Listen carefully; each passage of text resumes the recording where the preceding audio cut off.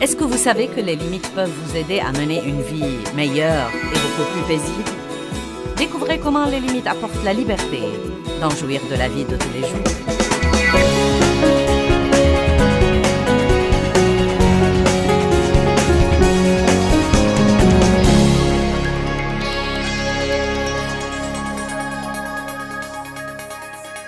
Je crois qu'il y a un moyen de vivre et d'être en sécurité, mais il y a aussi des moyens de nous mettre vraiment en danger.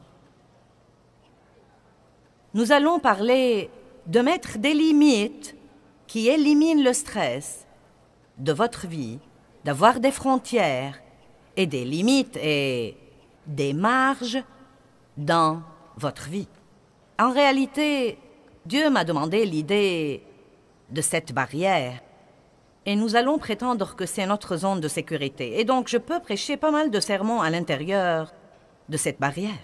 Mais cette barrière que vous voyez représente en fait la parole de Dieu.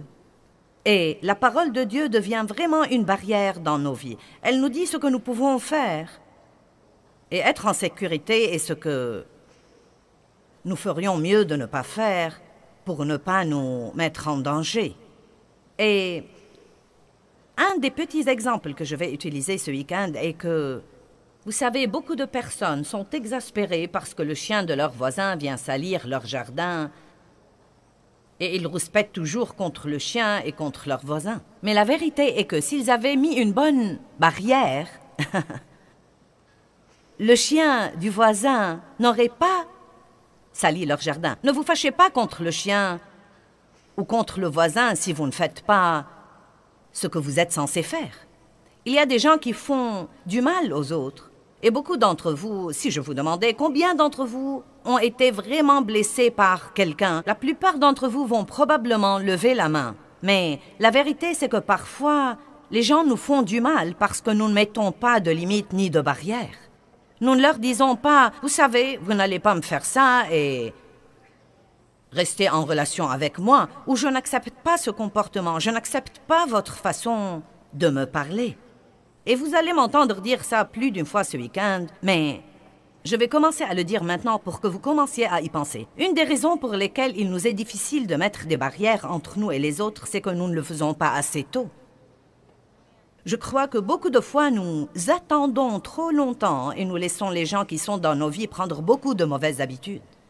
Et nous leur laissons passer beaucoup de choses que nous n'approuvons pas et que nous n'aimons pas depuis le début. Mais nous essayons de les éliminer par la prière ou bien, vous savez, nous ne voulons pas blesser ces personnes ou ceci ou cela ou quelque chose d'autre. Et parfois, même en tant que chrétiens, nous nous embrouillons à propos de l'amour et nous ne savons même pas vraiment ce que nous devons dire aux autres ou combien nous devons supporter. Et donc, nous allons essayer de clarifier beaucoup de ces choses-là ce soir. Et nous avons besoin de barrières dans beaucoup de domaines. Et à vrai dire, la discipline, la maîtrise de soi et la discipline, et mettre des frontières et mettre des barrières dans nos vies sont parmi les choses importantes que nous puissions faire.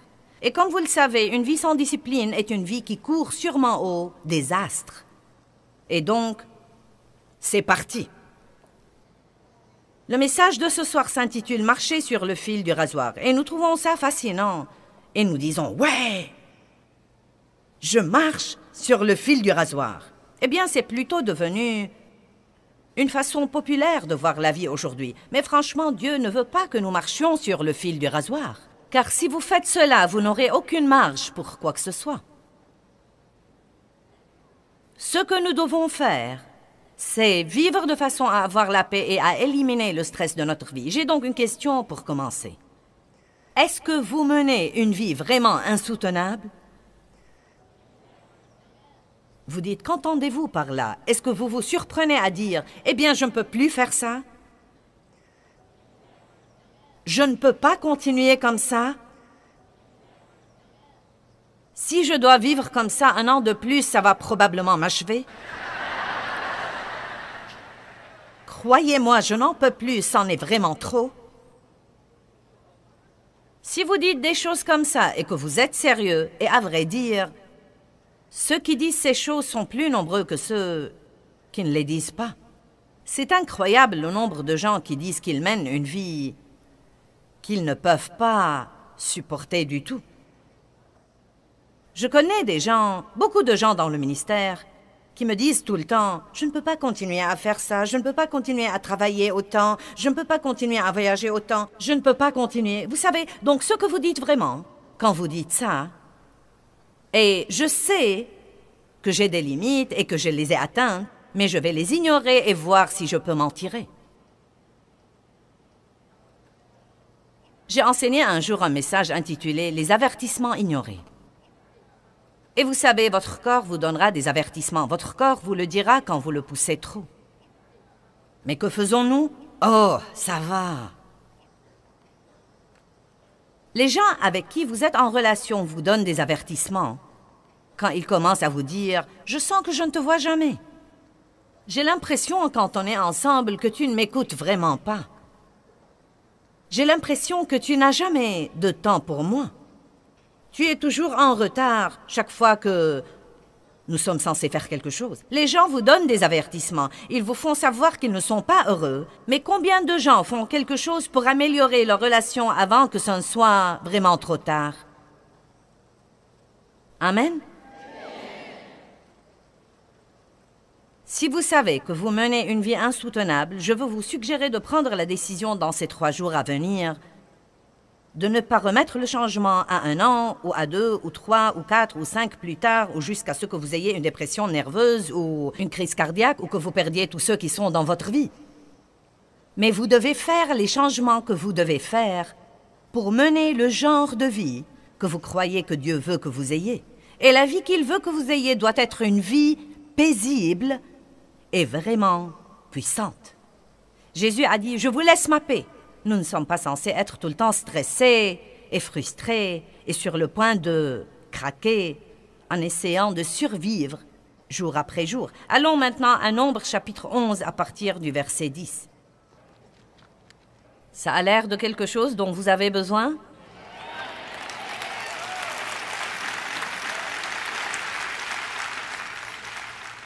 Mettre des limites qui éliminent le stress de votre vie. Et Moïse entendit le peuple qui pleurait, chacun dans sa famille, et à l'entrée de sa tente. Et la colère de l'Éternel s'enflamma fortement. Et cela fut mauvais aux yeux de Moïse. Donc Dieu avait donné à Moïse le travail de mener ce peuple de plus de 6 millions à travers le désert et jusqu'à la terre promise. Ceci aurait pu être un voyage de 11 jours, mais après 40 ans, ils erraient toujours là. Et une des raisons était que chaque fois que les choses n'allaient pas comme ils le voulaient, ils étaient déprimés. Et donc les voilà qui pleuraient de nouveau dans toute la terre, parce que les choses allaient mal. Ils avaient des épreuves, des tribulations, et ils avaient des ennemis. Les choses étaient difficiles, et Moïse en avait vraiment assez. Et il a dit au Seigneur, « Pourquoi affliges-tu ton serviteur? Et pourquoi n'ai-je pas trouvé grâce à tes yeux que tu aies mis sur moi la charge de tout ce peuple? Est-ce moi qui ai conçu ce peuple? Est-ce moi qui l'ai enfanté pour que tu me dises, porte-le sur ton sein comme le nourricier porte un enfant, jusqu'au pays que tu as juré de lui donner? Où prendrais-je de la viande pour donner à tout ce peuple? Car ils pleurent auprès de moi en disant, donne-nous de la viande à manger. » Regardez le verset 14. Je ne puis pas à moi seul porter tout ce peuple, car il est trop pesant pour moi. Maintenant, la raison pour laquelle je soulève cette question, c'est que c'est très démodé dans notre culture américaine d'aujourd'hui de dire « j'en ai assez et je ne peux plus supporter ». Je crois que beaucoup de fois, malgré tout ce que nous faisons, nous croyons que nous devons être capables de faire tout et nous regardons tous les autres qui semblent pouvoir faire tant de choses en même temps. Et vous savez, la dame qui peut travailler à plein temps et élever 5 enfants et gérer sa maison et être dans le comité d'école et être dans le comité d'église. Et nous pensons, je devrais être capable d'être comme ça. Il se peut qu'il y ait des personnes qui soient particulièrement douées pour faire beaucoup de choses comme ça. Mais les gens ne sont pas tous pareils et vous feriez mieux de trouver votre zone de confort et d'apprendre à y vivre. Sinon, vous n'allez jamais jouir de votre vie et vous allez finir par vous rendre malade et ruiner toutes vos relations. J'ai un flash info pour vous. Vous n'êtes pas censé être comme quelqu'un d'autre ou rivaliser avec quelqu'un d'autre. Vous devez être la personne que vous êtes et ne pas vous en excuser.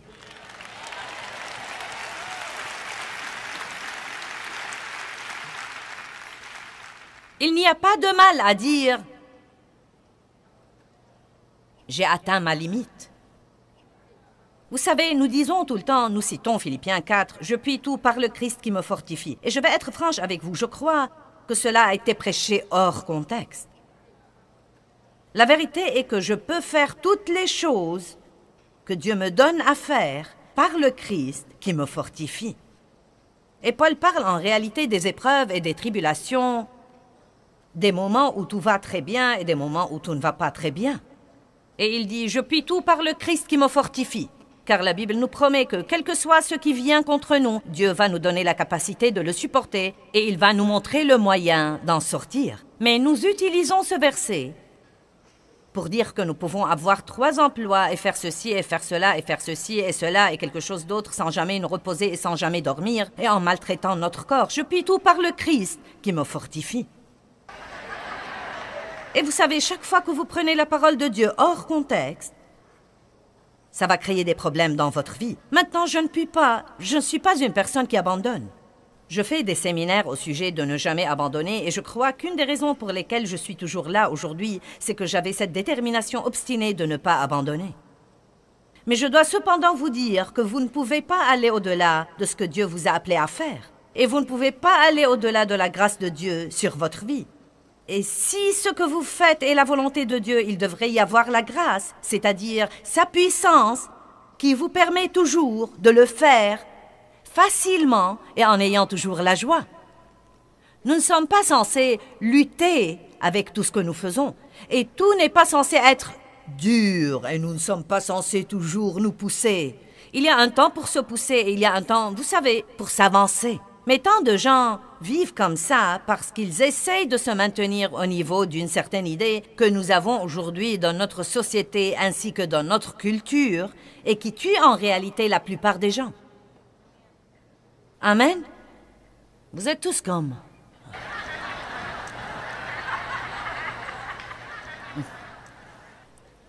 Exode 18. Écoutez-moi bien.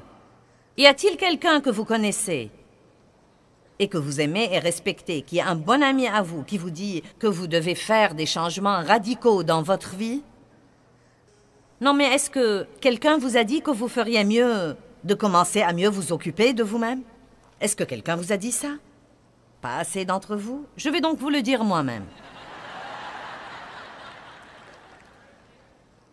Est-ce que quelqu'un vous a dit que vous devriez dormir plus, que vous devriez manger mieux, que vous devriez vous reposer davantage, que vous devriez... Bien. Vous savez, je crois que Dieu parle par les gens et pas nécessairement par les gens chrétiens. Il a parlé, par exemple, à un prophète par un âne.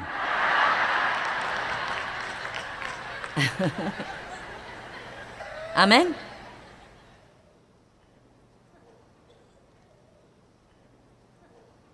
Et Dieu a parlé à Moïse par son beau-père. Vous voyez, Moïse était un de ces gens-là, je crois. Les gens du type leader fort qui veulent faire le tout, qui prennent leurs responsabilités très au sérieux. Je suis comme ça. Si vous me donnez la responsabilité de faire quelque chose, non mais si c'est humainement possible de le faire comme il faut, j'essaye de le faire. Je suis une fanat de faire mon devoir et de faire ce que je promets de faire. Et ce sont de bonnes qualités et de bons traits de caractère. Mais je peux aussi vous dire que quand j'ai commencé ce ministère par le leadership de Dieu en 1976, j'ai donné des études de Bible à la maison pendant 5 ans et j'ai travaillé dans le ministère de quelqu'un d'autre pendant 5 ans. Et ensuite, pendant les 22 dernières années, nous avons voyagé et nous sommes passés à la télé. Et vous savez, non mais croyez-moi, c'est agréable de dire « Eh bien, vous savez, nous sommes à la télé dans le monde entier. » Il suffit d'un bip pour le dire comme ça. Psst. Vous savez. Mais, Seigneur, aie pitié, non mais ce qu'il a fallu pour le faire, Non mais l'effort et le travail et la foi et le jugement et les critiques et les malentendus, vous savez, toutes ces choses différentes. Et vous savez, j'ai dû bien apprendre à laisser Dieu être Dieu et à ne pas essayer de faire que les choses se produisent en dehors de leur timing. Et toutes les choses que vous traversez vous aussi. Mais je vais vous dire quelque chose dont je ne suis pas fière, mais c'est absolument vrai. Je suis dans le ministère depuis 32 ans. Et probablement les 20 premières années où j'étais dans le ministère, je me sentais mal fichue physiquement la plupart du temps. Et je courais chez les médecins, et j'essayais ceci et cela, et je prenais toutes les pilules et les vitamines et tous les trucs naturels qui me tombaient sous la main. Et les médecins me disaient parfois, « Eh bien, tu sais, c'est juste le stress. » Un médecin, j'étais chez lui durant 5 minutes et il m'a dit, « Tu es une personne plutôt intense, n'est-ce pas? »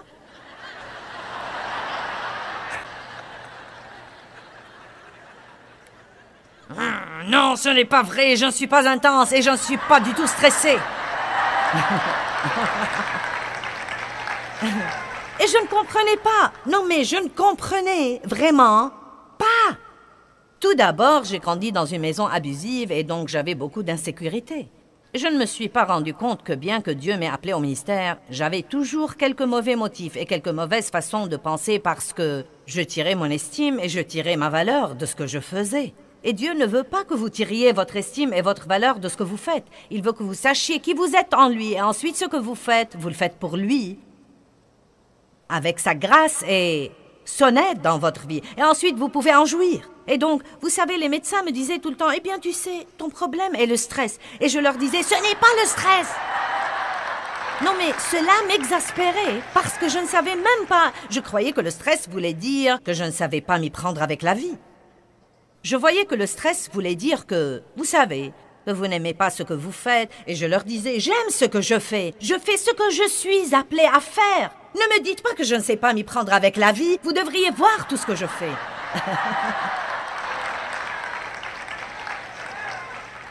Mais après 20 ans de croire qu'ils étaient tous fous, ce qu'il y a d'intéressant, c'est que personne d'autre ne savait ce que je ressentais. J'ai juste continué à me pousser et à m'avancer. Non, mais je voyageais et je faisais des réunions et... Non, mais vous savez, nous faisons environ 13 conférences par an ici aux États-Unis et nous allons à l'étranger 3 fois par an. Et je fais des séminaires et d'autres choses comme ça et beaucoup de télé. Mais il y a eu un temps où je faisais 36 conférences par an, c'est-à-dire que je faisais 3 conférences tous les mois. Maintenant, vous savez quoi? C'était idiot. Non, mais la seule chose que je peux dire, c'est que c'était vraiment idiot. Et ensuite, entre ces choses-là, je faisais des séminaires. Vous savez, j'y repense et je me dis... Si ce n'était la miséricorde de Dieu, je serais morte. Vous savez, mon cœur était juste. Mais bien que votre cœur soit juste, vous ne pouvez pas violer les lois spirituelles de Dieu et ses lois de santé et ses lois de repos et ne pas payer le prix. Épaphrodite était un homme qui voyageait avec Paul et il est tombé malade pour avoir travaillé dur dans le ministère. Et donc, ce n'est pas parce que vous êtes pasteur ou enseignant de la Bible ou quoi que ce soit. Vous devez donc toujours vivre selon les directives de la parole de Dieu si vous voulez vivre en sécurité. Et je crois personnellement que nous n'avons pas idée dans ce pays à quel point notre vie est déséquilibrée. Croyez-moi, quand vous allez dans d'autres pays du monde, les gens vivent à un rythme beaucoup plus lent et, vous savez, ils prennent de petits sommes, ils font la sieste l'après-midi. Vous savez, ils ne travaillent pas 7 jours sur 7, ils ne sont pas disponibles 7 jours sur 7, 24 heures sur 24. Ils ne portent pas de radiomessager, de téléphone cellulaire, d'ordinateur portable et tout ça. Non mais dites-moi, que faisons-nous à nous-mêmes? Que faisons-nous à nous-mêmes? Non mais aujourd'hui, si quelqu'un ne peut pas vous trouver pour 5 minutes, il agit comme si c'était la fin du monde. Eh bien, où est-ce que tu étais? Je t'ai appelé 2 fois et tu n'as pas répondu à ton téléphone.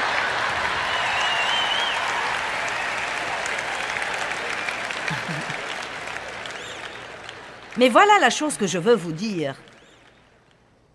Écoutez-la, s'il vous plaît. Le monde ne va pas changer. Le diable ne va pas changer. Vous n'êtes pas sûr que les autres personnes dans votre vie vont changer. Il n'y a donc qu'un seul choix que vous avez. Si vous voulez que quoi que ce soit change, vous devez vous-même le changer.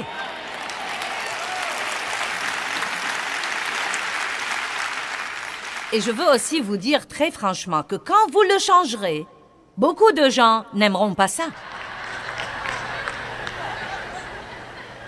Mais quand vous vous tiendrez devant Dieu, vous ne répondrez de personne à part vous-même.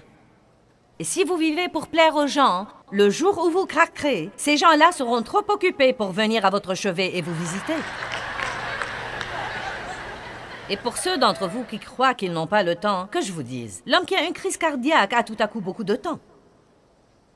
Et pour ceux d'entre vous qui consacrent chaque heure de leur journée à essayer de gagner plus d'argent et de posséder plus de trucs, et vous travaillez beaucoup trop, et vous vous laissez entraîner dans ce système fou, quand vous serez sur votre lit de mort, vous n'allez pas demander votre solde bancaire. Ça ne va pas vous intéresser, vous allez vouloir votre famille, vos amis, et si vous ne prenez pas le temps de nouer des relations maintenant, écoutez-moi bien, vous ne pouvez pas avoir de bonnes relations sans investir un temps de qualité. J'ai entendu ça et je l'ai trouvé très intéressant. Écoutez ça. Toutes nos relations dans la vie sont nourries dans la marge de notre vie personnelle. Et votre marge est le temps que vous avez entre vos différentes activités. Comme, quelle est la marge que vous avez le matin avant de quitter la maison pour courir au travail? Quelle est la marge que vous laissez entre les rendez-vous? Quelle est la marge que vous laissez pour pouvoir vraiment passer un temps de qualité avec votre famille pendant la soirée? Combien de gens aujourd'hui ont des repas de famille? On n'en entend plus parler. Une des choses dont mes enfants se souviennent, c'est que tous les soirs, quand ils étaient petits, nous nous mettions à table et nous avions notre repas de famille.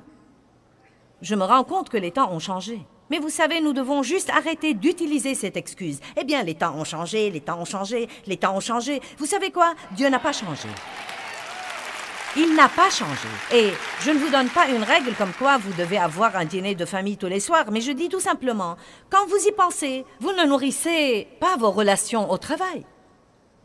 Vous ne nourrissez pas vos relations quand vous courez d'un rendez-vous à l'autre. Donc le seul temps que nous avons vraiment dans notre vie pour bâtir et nourrir et cultiver nos relations, c'est dans les marges de notre vie. Et c'est désolant que tant de gens n'ont aucune marge. Nous courons d'une chose à une autre, à une autre, à une autre, à une autre, à une autre. Et ensuite, quand nous sommes avec les personnes que nous aimons, nous sommes si stressés que nous rouspétons contre tout le monde. Je prêche bien, vous feriez donc aussi bien de m'applaudir.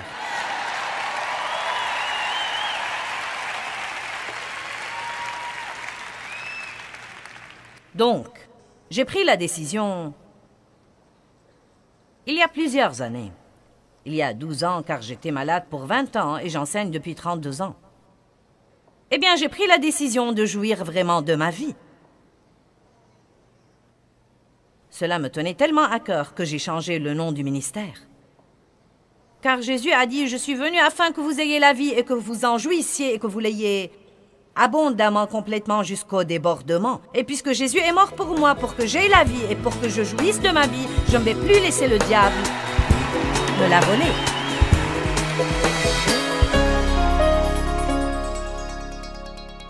Eh bien, les frontières sont vraiment la façon de Dieu de nous protéger si nous les comprenons et si nous les observons. Et je veux vous enseigner tout ce que je peux vous enseigner sur les frontières et sur la vie dans ce que j'appelle la zone de sécurité de la vie.